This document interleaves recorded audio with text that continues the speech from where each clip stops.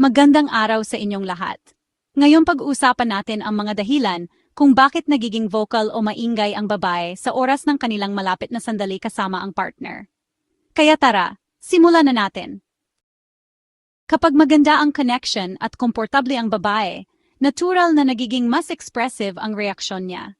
Ang pagiging vocal ay hindi pag-arte. Ito ay senyales na nag-enjoy siya at hindi niya pinipigilan ang sarili. Ito ay natural na paraan ng katawan para ilabas ang excitement at happiness sa sandaling iyon. Kapag nararamdaman ng babae na ligtas siya at may respeto sa pagitan nila, mas nagiging tunay ang mga reaksyon niya. Ang pagiging vocal ay senyales ng comfort at tiwala. Wala siyang takot o hiya. Kapag mataas ang trust, mas lumalabas ang totoo at natural niyang emosyon.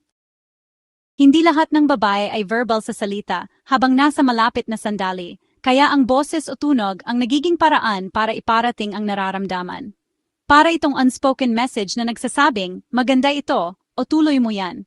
Ito ay healthy at positibong uri ng communication. Kapag mataas ang excitement o emosyon, kailangan ng katawan ng paraan para i-release ito. Isa sa pinaka-natural na paraan ay ang pagiging vocal.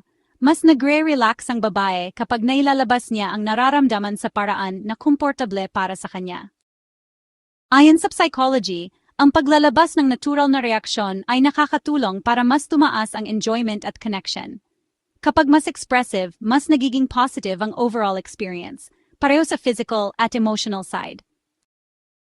Kapag may affection, pagmamahal at emotional closeness, mas nagiging expressive ang babae. Hindi lang katawan ang nagre-react, pati puso at emosyon.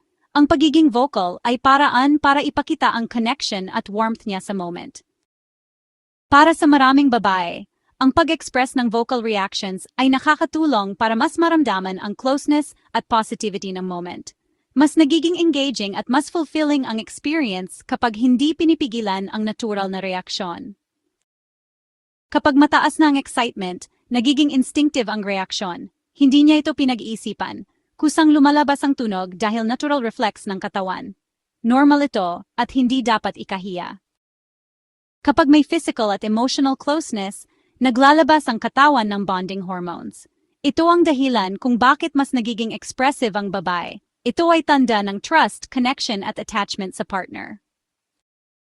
Kapag tanggap ng babae ang sarili niya at alam niyang hindi siya huhusgahan ng partner, mas malaya siyang mag-react ng natural. Ang pagiging vocal ay senyales ng confidence at authenticity, na siya mismo ay komportable at masaya sa moment. Opinyon ko, para sa akin, ang pagiging vocal ng babae sa oras ng malapit na sandali ay hindi dapat gawing biro. Ito ay normal, natural, at tanda ng tiwala at magandang connection sa pagitan ng dalawang tao. Hindi ito dapat ikahiya, dapat itong intindihin bilang healthy expression ng emosyon at comfort sa relasyon.